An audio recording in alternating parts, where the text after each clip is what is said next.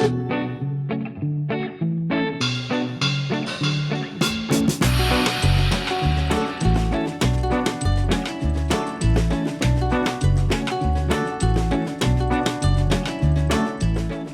back to Pasture to Pets. This is Jennifer Dowd, Inside Sales and Marketing Representative. And today I have with me Todd Steen, and we are going to discuss alpacas and llamas. So Todd, when I asked you to do this video, I had mentioned that it is over llamas and alpacas.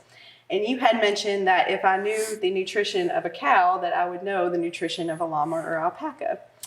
I'm not too confident in that, so if you wouldn't mind to go over a little bit of nutrition on a llama and alpaca. Well, let's first start with the digestive system. A lot of the llamas and alpacas are coined as a pseudo-ruminant versus a true ruminant. However, the difference is the cow, the true ruminant, the sheep. We've always heard that they've had 4 stomachs. The camelid, or the alpaca and the llama, they call them pseudo-ruminants because they only have 3 stomachs. However, they do have the functioning rumen, very similar to cows and sheep and deer and all the other true ruminant species. So when you look at it, there are some differences that they have because of the 3 stomachs, that versus what the cow would have with the 4 stomach compartments. The bottom line through it is forage is going to drive the boat here. Good quality forage is going to be very, very important. Now, the llama, then the alpaca being a pseudo-ruminant or a 3-compartment stomach, there are some anatomical differences, physiological differences there between the 4-stomach type ruminant. One, right off the bat, is their rate of passage is a little bit slower than what you would see with a true cow ruminant digestive system. That's a good thing, bad thing. The good thing about it is that they are less susceptible to bloats because there is more retention time there. There's less rate of passage to it. And because you've got more retention time there, you get more true total tract digestibility through that because it stays in the rumen a little bit longer than what you would see with a cow. So you don't see the bloat type things like you do with a cow. However, because that rate of passage is slower, the downside of that is they can't eat enough, or they don't eat as much, I should say it that way. So overall dry matter intake would be a little bit lower on a metabolic body weight basis compared to the true ruminants. So from that aspect of it, yes, they are ruminant animals. Yes, they do. Take forage, and just like the cows, just like all of our cows and sheep do, and that is important.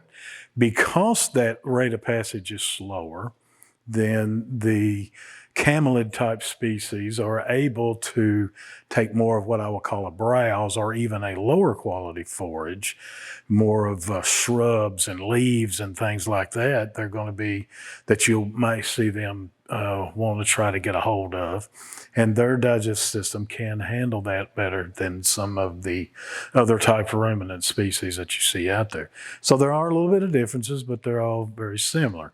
The similar thing for us all to be all on the same page about is that the forage is going to be the predominance of the overall diet.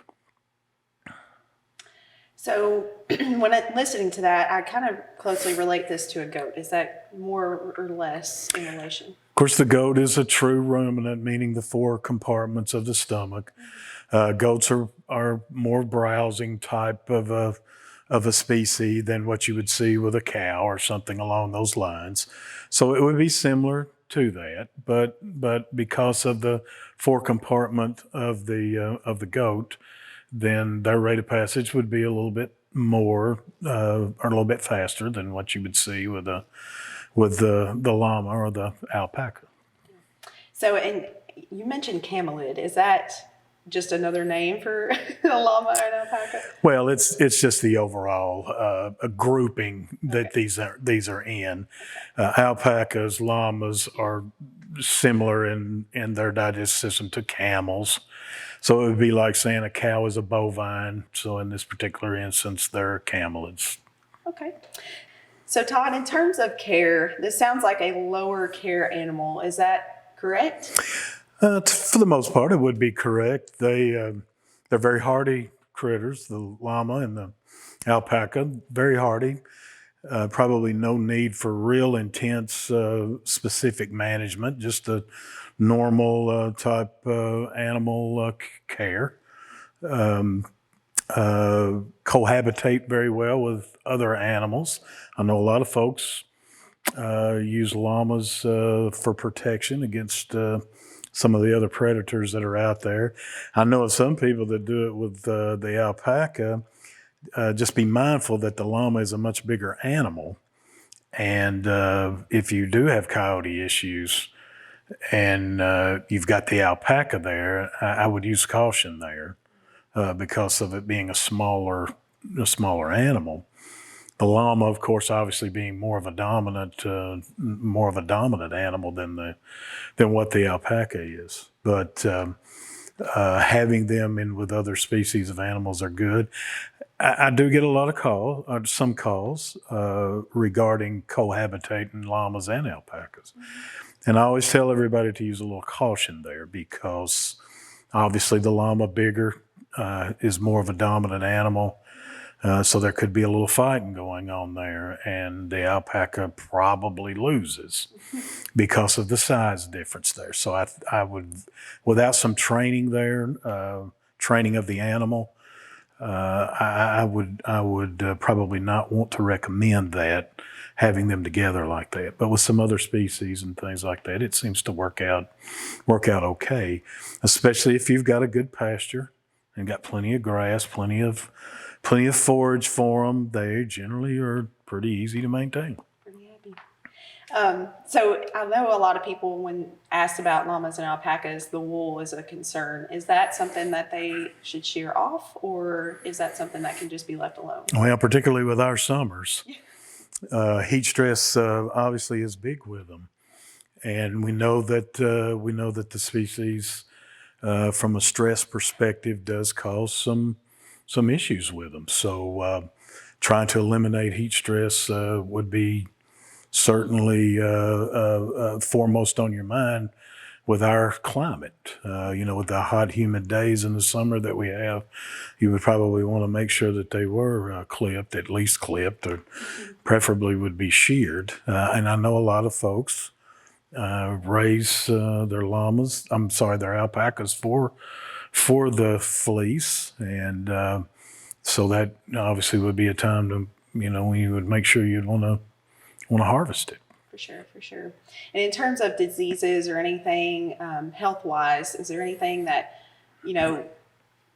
those that want to raise llamas and alpacas should be concerned about when purchasing? I would start really with the feeding programs. The species, as we had already talked about, is a 3-compartment ruminant animal. Those type of ruminant animals are pretty sensitive to the specific carbohydrates, specifically non-structural carbohydrates. So supplementing a lot of grain or a higher percentage of grain is probably not a good thing.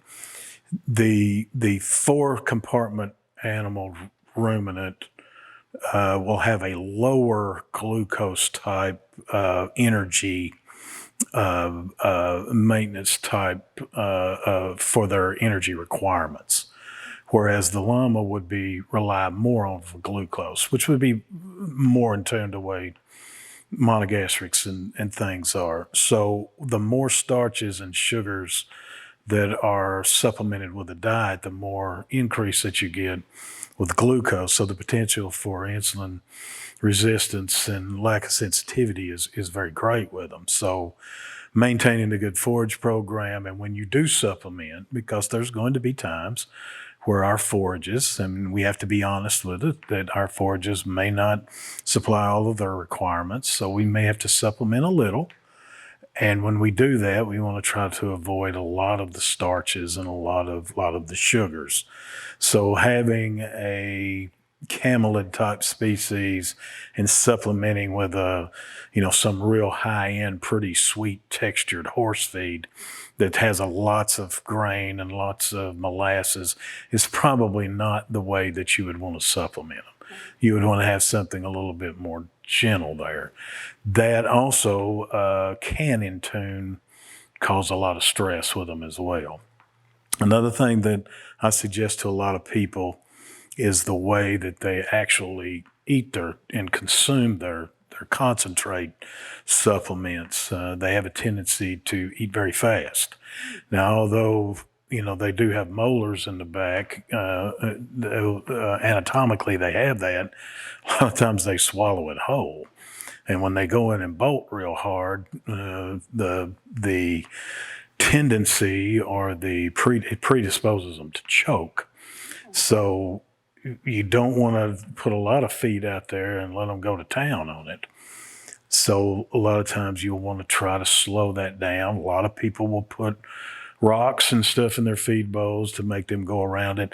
One of the nice characteristics of the camelid is their lips. They are able to utilize their lips for grasping. They call it prehensile, that they're able to grasp with their lips. So if you put something as a rock or something in there to slow their consumption down, then they have the lips that can reach around and pick that up. So it kind of works out, and it kind of helps slow down their consumption. So you don't really want to feed them a whole lot.